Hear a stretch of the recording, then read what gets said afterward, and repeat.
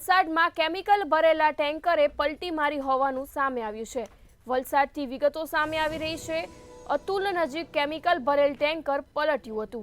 સુરતથી મુંબઈ તરફ જઈ રહેલું ટેન્કર પલટી ખાઈ ગયું હતું।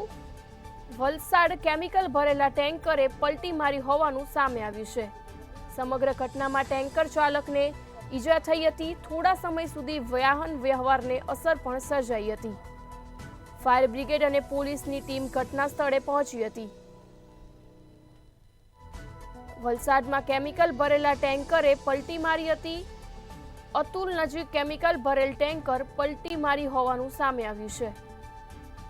સુરતથી મુંબઈ તરફ જઈ રહેલું ટેન્કર પલટી માર્યું હતું। સંવાદદાતા મયુર જોશી ફોન લાઈન પર જોડાયા છે।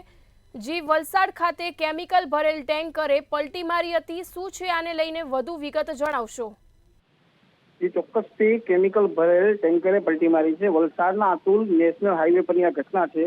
સુરતથી મુંબઈ તરફ જઈ રહ્યું હતું આ ટેન્કર અને ચાલકને સામાન્ય ઈજાઓ પહોંચી છે। ઘટનાના કારણે હાઈવે પર થોડા સમય સુધી વાહન વ્યવહારને પણ અસર પહોંચી હતી અને ફાયર વિભાગ અને પોલીસની ટીમ હાલ ઘટના સ્થળે પહોંચી છે। જી, વિગતો આપવા બદલ આભાર। વલસાડમાં કેમિકલ ભરેલા ટેન્કરે પલટી મારી હોવાનું સામે આવ્યું છે। વલસાડના અતુલ નજીક નેશનલ હાઈવે પરની ઘટના સામે આવી છે।